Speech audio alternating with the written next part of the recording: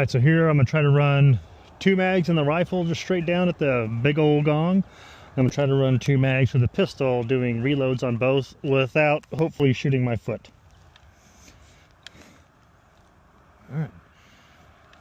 Here we go. That was better, not bad.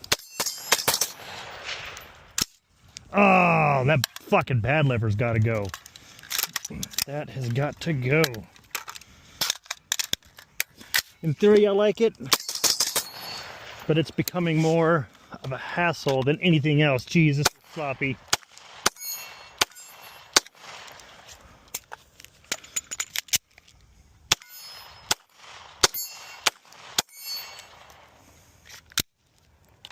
Oh, that was bad.